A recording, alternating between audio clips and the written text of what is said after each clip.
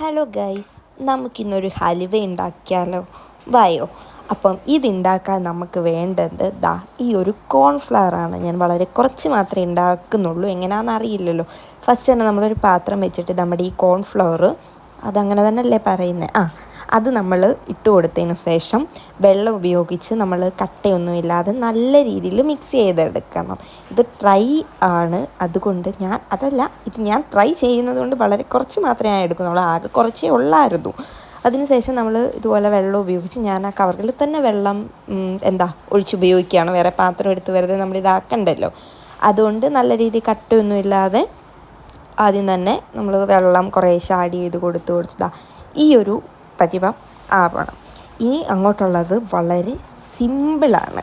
നമ്മളൊരു പാൻ വെക്കുക, പാനോ എന്തെങ്കിലുമൊക്കെ വെച്ച് ഗ്യാസ് കത്തിച്ചതിന് ശേഷം കുറച്ച് പഞ്ചസാര ഇട്ട് കൊടുത്ത് അതിൽ കുറച്ച് വെള്ളവും കൂടെ ഒഴിച്ച് കൊടുക്കണം. അതൊക്കെ നിങ്ങളുടെ ആവശ്യത്തിന് എന്താണെന്ന് വെച്ചാൽ ചെയ്യണം. പഞ്ചസാരയൊക്കെ ഒന്ന് മെൽറ്റായതിന് ശേഷം കുറച്ച് ഏലക്കാപ്പൊടി നമ്മൾ ഇട്ട് കൊടുക്കണം.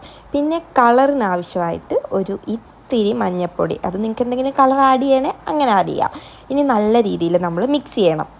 അതിനുശേഷം നമ്മൾ നേരത്തെ ഉണ്ടാക്കി വെച്ച ആ കോൺഫ്ലവർ മിക്സ് നമ്മൾ അതിലേക്ക് ഒഴിച്ചു കൊടുക്കണം. അപ്പോൾ ഇങ്ങനെ ഇരിക്കും. ഇനിയുമാണ് നമ്മൾ കൈ വിടാതെ ലോ ഫ്ലെയിമിലിട്ട് നല്ല രീതിയിൽ ഇളക്കിക്കൊണ്ടിരിക്കണം.